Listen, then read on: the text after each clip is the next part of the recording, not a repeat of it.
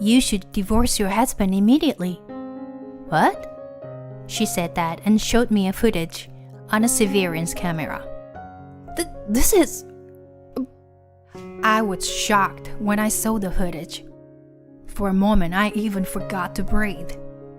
I can't forgive this. I mean, who could? How they can deceive me like this? I felt the anger welled up within me. That's when I promised myself that I will definitely get revenge. My name is Amber, a 39-year-old office worker. I've been married to my husband Erwin for 10 years. We had been living harmoniously as a working couple, earning a stable income. Since the marriage, we had trouble conceiving a child. Our married life hasn't been easy. There have been challenges besides the issue of having children. It happened unexpectedly. My husband was diagnosed with early-onset dementia about a year ago. At first, it was just forgetting things when we went out together. I thought he was just absent-minded. But then he started forgetting how to drive or even forgetting to go to work. And things became more unsettling. Eventually, he started asking me if dinner was ready right after we finished eating, or if the bath was ready every few minutes. Of course, it also affected his work. Because of that, I decided to have him undergo tests. I consulted Carrie, my close friend since middle school. She's a nurse, so I thought she might have some knowledge about dementia testing. She immediately arranged for her acquaintance, a doctor, to see my husband. After the examination, it was confirmed that he had early-onset dementia. I was speechless and filled with despair. I didn't know what to do or what to say. Of course, my husband is not at fault. Thinking that, I regained my strength moving forward. We have to overcome this together as a couple. I made up my mind that I would become the pillar of the family from now on. Since then, I have been working desperately. My husband quit his job. We arranged for caregiving service for him during the day. If you give it your all, you'll get results. In this past year, I was promoted to department manager. My salary increased significantly, and I could easily afford the cost of my husband's care. During that time, the hospital where we used to go for regular checkups closed down. I wasn't sure why, but rumor has it that it was mismanagement, embezzlement. Whatever the case, I wasn't sure. Carrie had referred to this hospital. I was at a loss. I was pretty disappointed because my husband and I were just getting used to this hospital. Besides, I had to find another good hospital for my husband's examination. I was also getting pretty busy at work, so I was always on edge. I didn't want to bother Carrie again, so I couldn't talk to her about it. Spending each day with a sense of urgency, my husband's symptoms seemed to be getting worse day by day. I felt like suffocating every morning when I woke up. At that time, I received a message from my best friend Sarah, who had returned to the country saying she wanted to meet. It was like a helping hand. Just the fact that I can meet someone I can talk to. Amber! Long time no see, honey. Sarah, here. Good to see you. You've got a Latina vibe going on, huh? Huh, really? I've been living with my Brazilian boyfriend for a while, so maybe that's why. We broke up a couple months ago, though. Oh, sorry, honey. No, I'm okay, really. Besides, I was invited to work at a university hospital here, so I decided to come back. Sarah is a doctor and has been moving around overseas. Sarah and I grew up almost like sisters because we lived next door to each other when we were kids. We were both only child, so we were always together at school and after school. Growing up, Sarah was like my family to me, and I could talk to her about anything. We would often stay up late talking about boyfriends, schoolwork, and such. When I was in high school, her family moved away and we didn't see each other as much as we used to, but our friendship continued. This was the first time in a few years since we last met each other, and I was very excited. After catching up for a while, I told Sarah about my husband's situation. I see. If you were looking for a hospital for regular checkups, how about the one where I work? I can introduce you to a good doctor. Really? That would be incredibly helpful. Please, I'd appreciate it. A few days later, Sarah sent the necessary documents to my house. Erwin, from now on, we'll be doing our regular checkups here, okay? I said that and placed the documents in front of my husband. For a brief moment, I noticed a surprised expression on his face.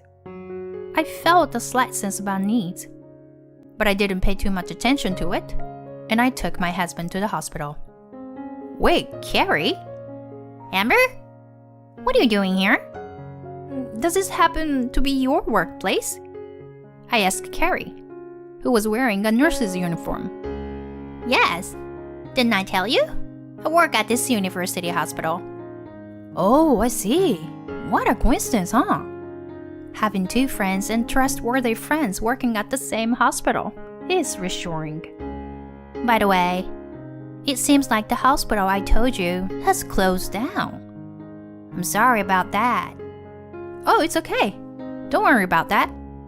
So, how is your husband doing? Well, for now, he's stable. That's good. Well, I'll take him to the examination room, since I'll be the one attending to him. Okay, thank you. Carrie said that and headed to the examination room with my husband. I decided to go to the nearby cafe to pass the time. Amber? I turned around and saw Sarah standing there. Oh, hey, Sarah. Sarah, you look great in a white coat. It's the first time I've ever seen you like this. But it suits you.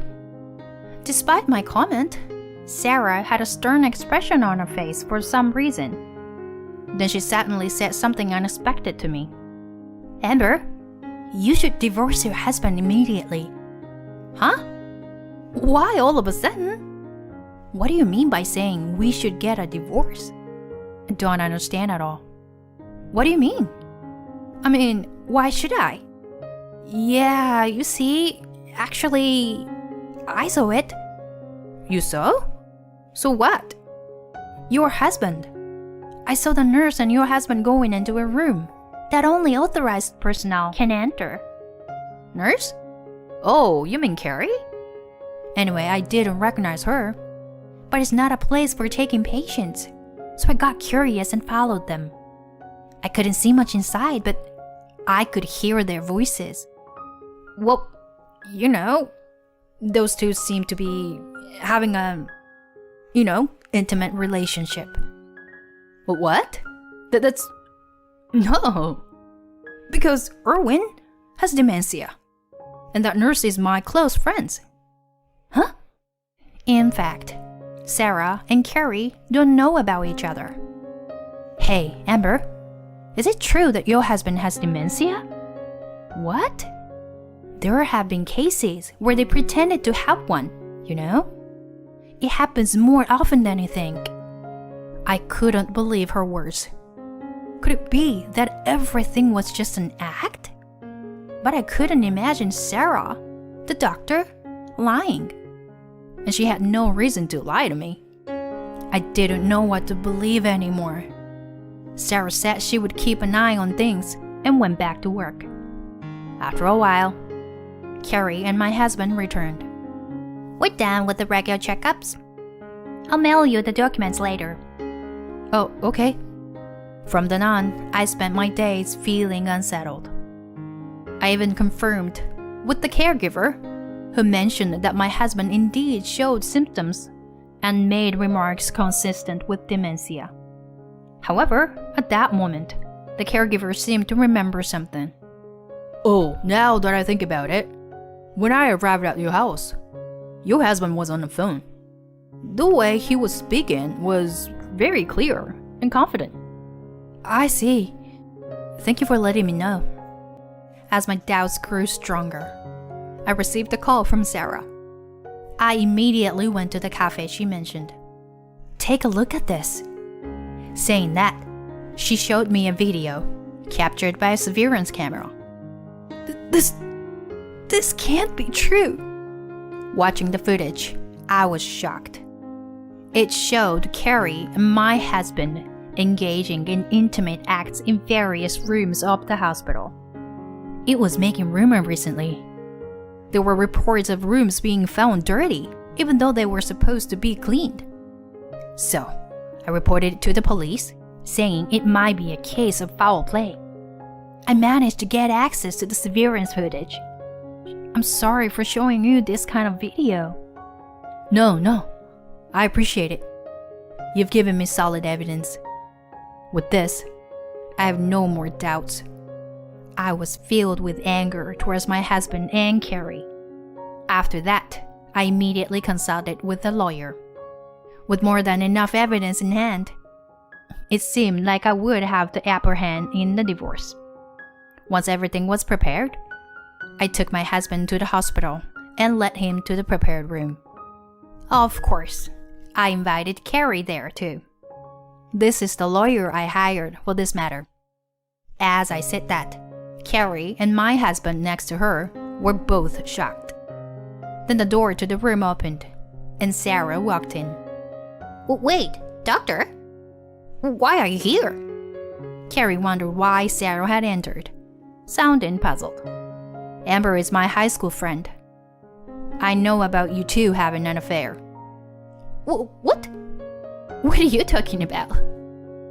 Well, unfortunately, the two of you have no room for defense. Saying that, the lawyer played a video.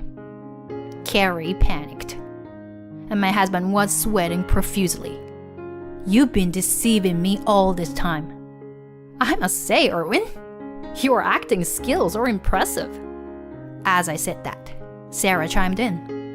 "We have evidence that you've been pretending to have dementia.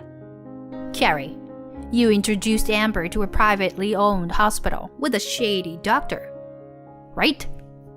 You probably manipulated something, creating a false result that Erwin has dementia." Carrie struggled to find words. Then, realizing there was no escape, my husband suddenly began speaking clearly. Wait, sorry. I admit I messed up. I apologize, but please, don't divorce me." "What? You're joking, right? I will definitely divorce you, and you will pay alimony. Moreover, engaging in such acts in a hospital room multiple times, both of you will likely face fines." This can't be. Carrie, was it? What on earth are you doing in a sacred place where lives are dealt with? Have some shame. I've already reported this to the hospital director. You're getting fired for sure.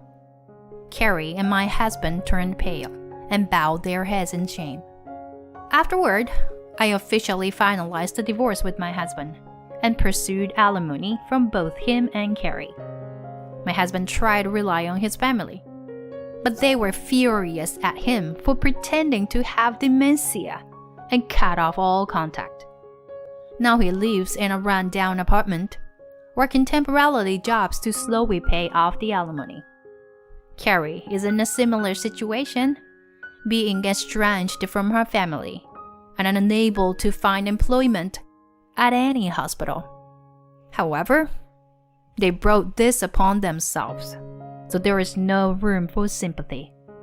I later found out that they had been involved in a relationship for several years. Carrie, who fell in love with Erwin at our wedding, had secretly continued to seduce him, and Erwin didn't seem to have any qualms about indulging in the attention. But their secret, thrilling relationship quickly came to an end once the downfall began after the divorce. I hope they will pay the price for what they have done for the rest of their lives. On the other hand, I moved to a condo near my workplace and started a new life. Being single now, I can save a considerable amount of money. I've grown weary of love and relationship for a while. I'm grateful to Sarah, who came to my rescue during the crisis.